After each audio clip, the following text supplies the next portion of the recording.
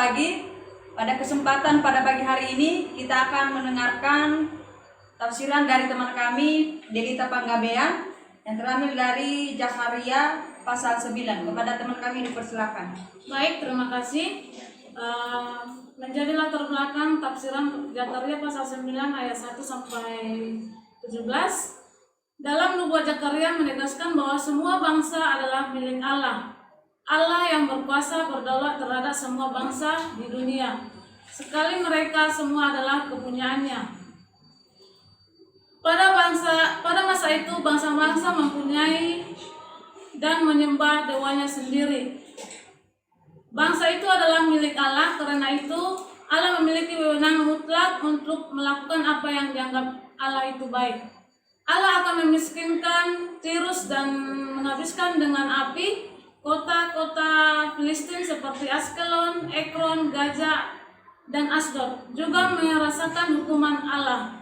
Allah juga akan melenyapkan persembahan korban orang Filistin.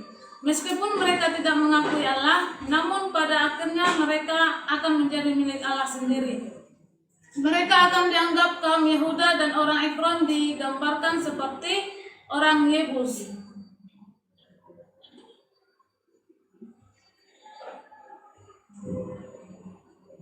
Lanjut. Orang Yebus pada masa Yosua diperbolehkan tinggal di tengah kaum Yehuda di Yerusalem, bahkan bukan sebagai orang yang ditaklukkan, melainkan sebagai orang yang sederajat. Dalam nubuat ini jelaslah Allah tidak bersikap sewenang-wenang. Allah itu Dia murah hati di balik hukuman yang Dia siapkannya. Allah memberikan anugerah. Allah memberikan kesempatan bagi bangsa lain menjadi miliknya. Jika Allah ingin setiap menjadi Allah miliknya, maka orang Kristen pun harus bertindak demikian.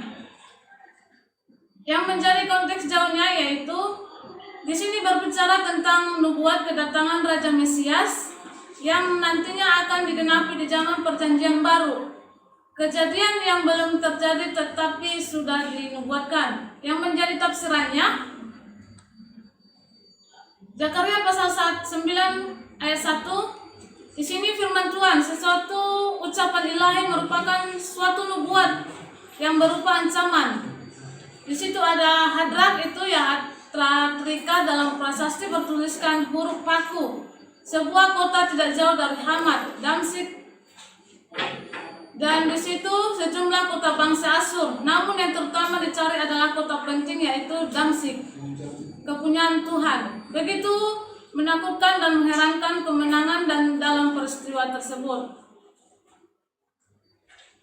Zakaria pasal 2, Zakaria pasal 9 ayat 2 sampai 3. Di situ ada kota Hamat yang berbatasan dengan Damsyik. Juga akan merasakan pukulan terberat dalam penyerbuan bangsa Yunani, Tirus dan Sidon.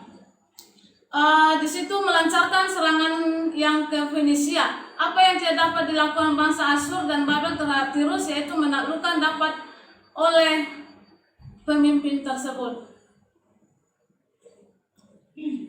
Lanjut, 4 dari kota yang termasuk dalam di Filistin dikhususkan dalam ayat ini berikut menghadapi hukuman yang sama seperti pasukan pemimpin yang bergerak maju tidak dapat ditahan. Zakaria pasal 9 ayat 6. Di Asdod akan diam keturunan campuran. Kota Asdod akan kehilangan penduduk aslinya selama penyerangan. Keturunan campuran akan mengambil ahli tempat mereka. Mencampur bangsa-bangsa takluk yang berbeda-beda merupakan kebijaksanaan pemimpin tersebut.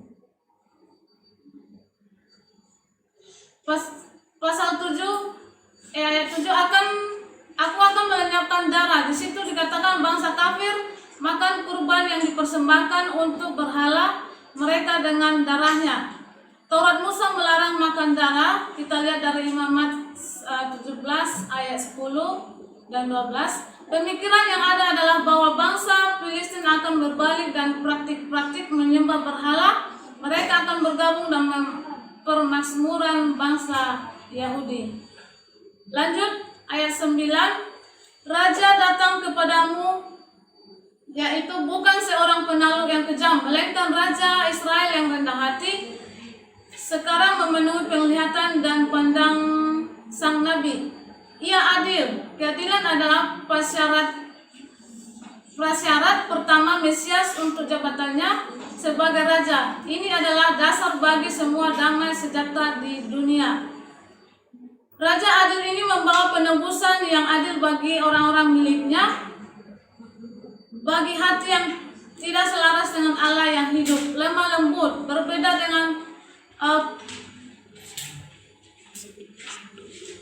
Mesias Israel datang dengan kerendahan hati yang sangat yang sebagian diwujudkan dalam rencananya melakukan perjalanan, lagi pula melalui keledai dan binatang lambang damai tersebut.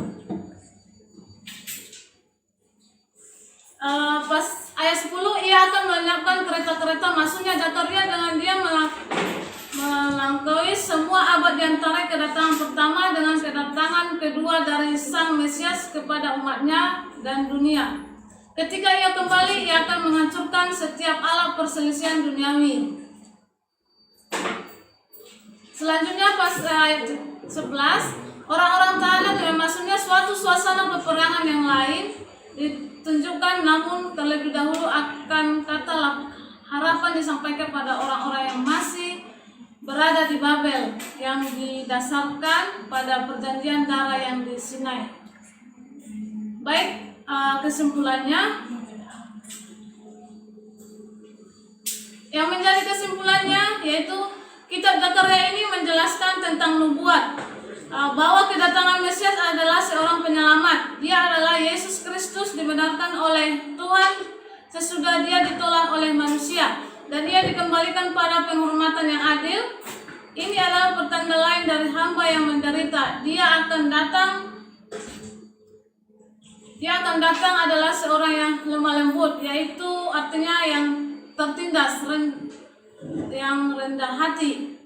Demikianlah presentasi saudara kami Delita pada pagi hari ini. Kami ucapkan terima kasih. Shalom.